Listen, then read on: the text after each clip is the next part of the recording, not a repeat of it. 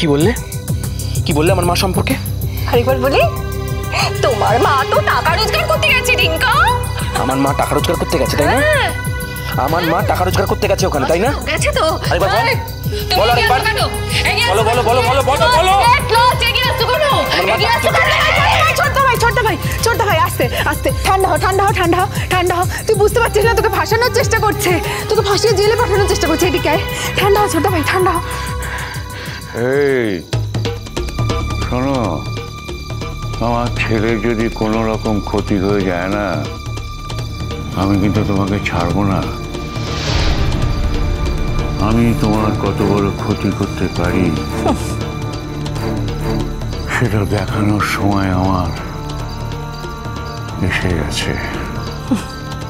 চলো দাদু ভাই, তাড়াতাড়ি চলো, চলে চলো চলে চলো।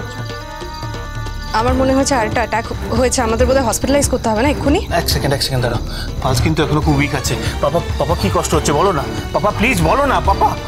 পাপা তুমি বুয়া চেক করো তো পালসটা। বুয়া, এই বুয়া, বাবা বুয়া কি হয়েছে বাবা? কি হয়েছে বাবা? তুমি দেখলে এখনো সবাই কিরকম আমাকে দোষ দিচ্ছে, দেখলে? জুন, কি হয়েছে বুয়ার? কি হয়েছে গো, কি হয়েছে?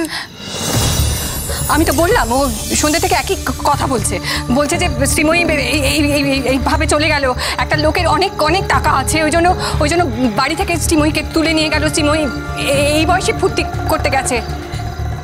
অনেকক্ষণ ধরে এই ধরনের কথা বলছে, তারপরে হঠাৎ করে অসুস্থ হয়ে গেল। হ্যাঁ মাসি, চলো চলো চলো তো চলো চলো আমরা যাই, চলো।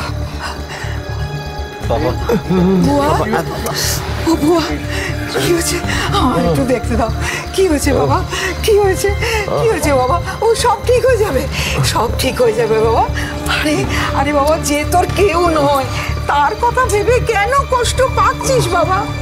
সব ঠিক হয়ে যাবে। দেখি আমি এই বলছি, কি বুঝলে? দেখো জুনান্টি, আগে যে অ্যাটাকটা হয়েছিল হতে পারে সেটা আবার রেকর্ড করেছে, আমি দেখছি না। আচ্ছা শোনো না, বিপি মেশিনটা নিয়ে এসো, বিপিটা চেক করতে হবে। হ্যাঁ হ্যাঁ, সেটা আনতেই যাচ্ছি। দাদু ভাই, আমি মনে হসপিটালে একটা ফোন করে দেখছি। রিঙ্কা, পাপা কোন হসপিটালে ভর্তি হবে সেটা আমরা ডিসাইড করবো। একদম বাজে বাগার কোনো দরকার নেই, কোনো দরকার নেই। বুঝতে পারছো না, দরদ দেখাতে এসেছে। হসপিটালাইজ করতে হবে নাকি? হসপিটালের বিলটাও তো আমাদেরই দিতে হবে, খরচা তো দিতে পারবে না তোমরা। এই মেয়ে, একদম বাজে কথা বলবো না, খরচ তোমার দিতে হবে। হ্যাঁ, তোমাদের তো দুজনের খরচ চলে, আমার ছেলের পয়সায় আবার খরচ দেখাচ্ছে, ও খরচ দেবে। সবে ডাক্তারি কি করতে যাচ্ছে, কাকে ধরছে কাকে মারছে, কটা রুগী আসছে কিছুই তো জানি না, ও আবার আমার ছেলের খরচ দেবে। কিচ্ছু করতে হবে না তোমাকে। এই রিঙ্কা, তুমি এখনই ফোন করো যাতে ওই অ্যাম্বুলেন্সটা পাঠিয়ে দেয়। যা করার আমার ছেলের জন্য আমি করবো, কাউকে কিচ্ছু ভাবতে হবে না। ফোন করো। না, কোনোভাবেই না। আমার স্বামীর ব্যাপারে কি সিদ্ধান্ত হবে সেটা আমি কাউকে নিতে দেব না। মাসি, তুমি প্লিজ ওদেরকে বলে দাও যে আমার স্বামীর ব্যাপারে শেষ সিদ্ধান্ত আমি নেব, এই ব্যাপারে আমি কাউকে কোনো কথা বলতে দেব না। ও দাদু ভাই, মা তুমি যেটা ভালো করবে সেটাই করো মা। আগের বারে যেখানে ভর্তি হয়েছিল সেখানে ভর্তি করে দাও না মা, সেখান থেকে তো ভালো হয়ে ফিরেছিল, সেখানে তুমি ভর্তি করে দাও। হ্যাঁ, কিন্তু মাসি, আগের বার তো তোমার ছেলে মেডিক্লেম পেত, ও তো চাকরি করতো তখন। এখন চাকরিটাও ফেরত পেয়েছে, কিন্তু এখনো তো জয়েন করেনি। আমি তো শিওর নই যে ওখানে মেডিক্লেম পাবে কিনা। আমার ছেলের চিকিৎসা কোনো কারণে আটকে রাখবে না, গতবার যেখানে ছেলে এবারও সেখানে থাকবে। রিঙ্কা? হ্যাঁ হ্যাঁ দাদু ভাই, আমি ফোন করে দিয়েছি হসপিটালে, তো ওরাই অ্যাম্বুলেন্স পাঠাচ্ছে, চিন্তা করো না। খুব ভালো, খুব ভালো। পাপা পাপা, তোমাকে কষ্ট হচ্ছে তাই না? চিন্তা করো না, ফোন করেছো, ওরা এক্ষুনি অ্যাম্বুলেন্স পাঠাচ্ছে, চিন্তা করো না। বাবা বাবা ঠিক হয়ে যাবে। সত্যি মাসি, তোর বাড়ির লোকজন কিন্তু খুব অদ্ভুত। সারা বছর বাবাকে এত কষ্ট দিল, তার বেলায় কিছু। আর এখন যখন অসুস্থ হয়ে পড়েছে তখন এসেছে দরদ একেবারে উতলে উঠছে। বাবা এই সরো সরো, জায়গা ক্লিয়ার করো, সরো। চিন্তা করো না, একটু এই যে সরো সরো সরো সরো। জুনান্টি খবরদার, তুমি পাপার যেই হও না কেন, ডোন্ট ফরগেট আমি পাপার মেয়ে। তুমি আমাকে এখান থেকে কিছুতেই সরাতে পারবে না। খুব সাবধানে থাকো, ঘাড় ধাক্কা দিয়ে না বের করে দেবো প্রয়োজনে। আমার পাপার আজকে যা হয়েছে না, শুধু তোমার জন্য হয়েছে, তোমার মতো মহিলার জন্য। তুমি আমাকে এখান থেকে সরে যেতে বলছো কোন সাহসে? বাবা বাবা চিন্তা করো না, এক্ষুনি অ্যাম্বুলেন্স পাঠাচ্ছি। এক্ষুনি চলে আসবে বাবা, একটু ধৈর্য ধরা। এক্ষুনি চলে আসবে। গীতা, এই সব কিছু দরকার নেই, আমি ফোন করেছি, ওরা অ্যাম্বুলেন্স পাঠাচ্ছে, তোকে দরকার নেই এই সব কিছু।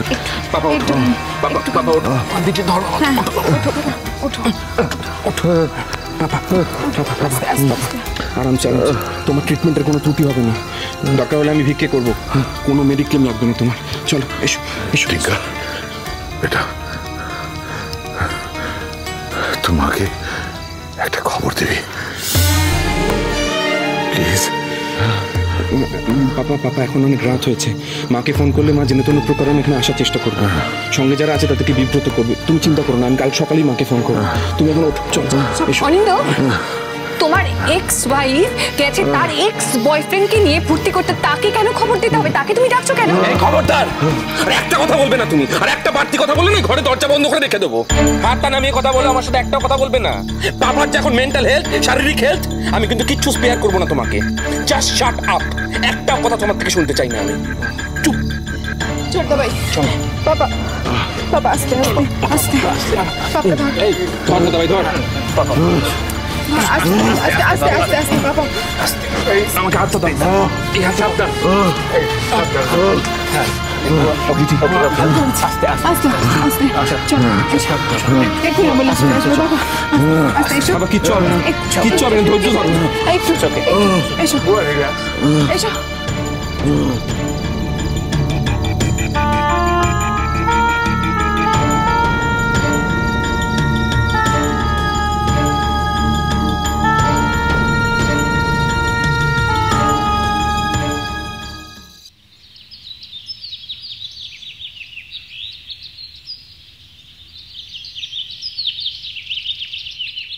Antara, Antara, good morning. Good morning. কি ব্যাপার, তুমি এত সকাল সকাল? কাল রাতে আমার ভালো করে ঘুমটাই হয়নি। কেন? কেন জানি না, তোমার তো ঘুম না হওয়ার কোনো কারণ নেই। না না, ঘুম না হওয়ার তো স্পেশালি কোনো কারণ থাকার কথা না। এটা তো হতে পারে কালকে খুব ঘোরাঘুরি করেছি, একটু টায়ার্ড হয়ে গেছি। কিন্তু তুমি এত সকাল সকাল কেন? কি জানি, এতদিন এখানে থেকে থেকে এখানকার টাইমের সঙ্গে আমার অ্যাডজাস্টমেন্ট তো হয়ে গেছে, তাও জানি না। না না, সেটা বুঝলাম।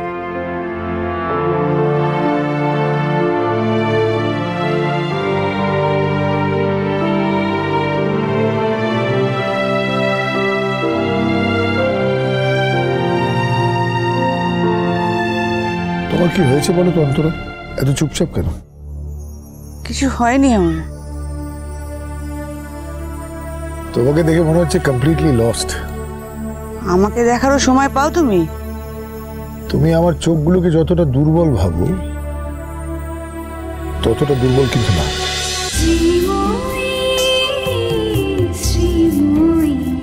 স্টার জলসার প্রিয় শো দেখার জন্য সাবস্ক্রাইব করুন আমাদের ইউটিউব চ্যানেলে এবং আপডেটেড থাকার জন্য প্রেস করুন বেল আইকন। চলো চলো চলো চলো পাল্টাই।